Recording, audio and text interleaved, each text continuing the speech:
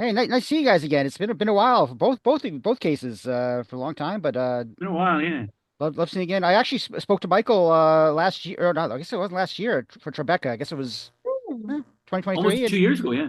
yeah, it was Tribeca, and My it God. was yeah, and it was we talked a little bit about I know he's been friends with Brett for a long time. I know he's worked with you both before. Um, so does he reach out to you directly? Does he send you the script, say, "Hey, I'm directing this movie," or is it a usual thing where your agent sends you a script? I mean, you've known him before, so is it more personal than that, or? Yes. Very, yeah, he reached I'm assuming same with you, Alex, but he texted me and told me he was going to direct a movie and he wanted to send me the script. He was going to email me the script. And Alex was the same with you? Did He texted me and he said, "Hey, would you let me direct you?" you? Yeah. And I love the fucker. So before he, obviously, I just said yes immediately because I adore him as a human being and as an actor, and I felt pretty confident that he was going to be a fantastic director. So yeah, it was a no-brainer. I said yes, and if you want to send me the script, please do. If not, it's all good. I'll come do whatever you want. Yeah, when I know I spoke to Michael, I told him I loved the fact that he gave you like a dramatic role like this, Judy, because I know you can do Yeah. this kind of thing, but more people know you for the comedy, just by the I don't Yeah. know by the nature of the business, I guess. Were you generally looking for this kind of role, like to do this kind of stuff, like tougher, dramatic, serious stuff? I don't know. I don't think of I guess I think of yeah, I mean I know like obviously the difference between comedy and drama, but I just don't really look like, oh, I'd like to do a drama or I'd like to do a comedy. But I mean, I just at this point in my career, I'm lucky enough to be able to sort of choose people more than stories and like who I want to spend time with and go to these places with. So yeah, I mean, but like if Mike says jump, I would jump. Like you just have to I just buckled up. Like whatever I read, I was gonna do. I was afraid of this story though. I was afraid of this town and this situation, this subject matter. I mean, in the first read, I was like, "Oh my God, it's about a school shooting." Do I want to like how deep into that do I want to get? And then as time goes on and I like read it more often and I start working on it and all the things, it becomes like I see that this is a story about grief and community and where people look for comfort and answers, and that is a timeless story and timeless theme that's not just about violence and gun violence, but you know.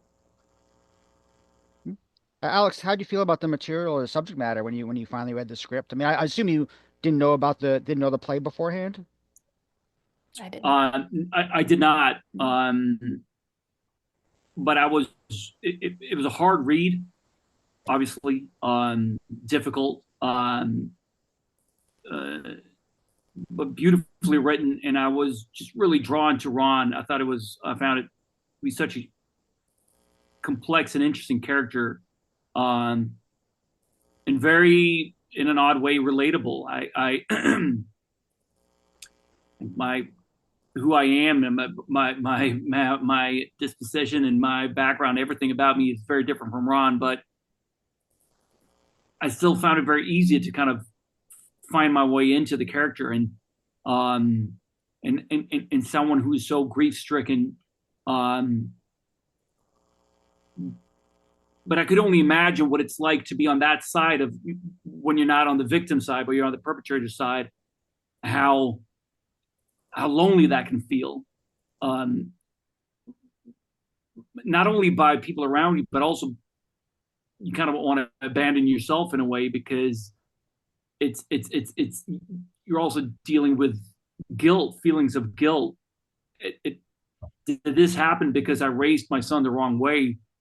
All those questions obviously must have come up. Um, so I could definitely understand why he would just want to escape into a version of a religion that would give him a quick, easy answer that was basically like, it's not your responsibility. It's not Eric's responsibility. God has a plan for the victims, for Eric, for you, for your wife. Just believe in us, and it's going to be good. And that is very comforting to Ron. Now, even though you play a married couple, each of your characters, and you have a few scenes together, your couple kind of goes off on their own journeys in some ways, and you each had different actors around you to work with. I mean, Alex, you got to work with Tracyletts, who obviously Michael's known for ever, big collaborator. Judy, you have Paul and Annie, who I didn't really realize were married even until I saw the movie later. I'm like, what? They're married? Oh my God! Wow, that's crazy. So maybe you could talk about a little bit about your different working with different actors, kind of like if Michael kind of did this sort of like a play in sort of some ways, or can you talk about that a little bit?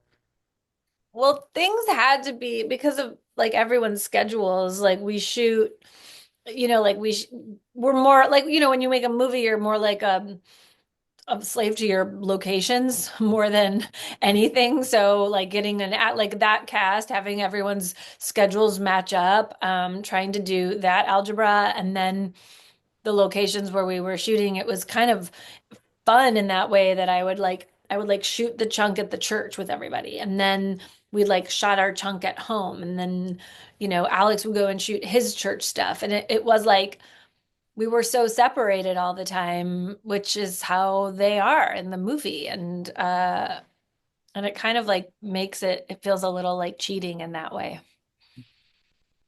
Alex, what about your own experiences working with some of the actors you worked with on your scenes?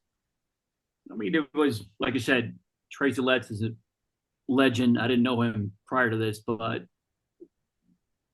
what an incredible actor, and what a treat it was to have those scenes with him. And allisonpill was just phenomenal. And it was just such a fun juxtaposition between the dynamic and the energy of the scenes at the house with Judy, where there's no communication and there are no answers, and no real connection. And then a couple of days later, I'm sitting with Allison, where all the answers are there, and it's just like, we see you, come to us, and like we can help you. And it's just like, it's just like Ron feels seen and taken care of, and it's just that is a feeling that Ron then wants to give Janice, and invites them into the warmth of that community. Um, so yeah, and like Judy said, it was really fun to kind of go into those chunks and those like um, movies within the movie in a way. Mhm. I mean, you're both experienced actors. I know that, when you go into a role, it's like you're acting and you're kind of coming in. But a movie like this seems like it would be really tough to kind of just turn it on and off like that. Is that the case, or was it kind of like was it kind of like was Michael trying to make you more comfortable by not keeping everything serious all the time?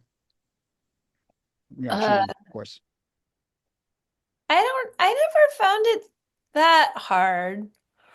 I think we're like, because when you're on location, there's, at least for me, a part of my brain that's just like always making the movie, because I have no distractions really. So it's just finding levels of it. But I don't, we all, because everyone on this movie is someone that Mike loves and that he has a personal relationship with. So like we all hung out all the time together.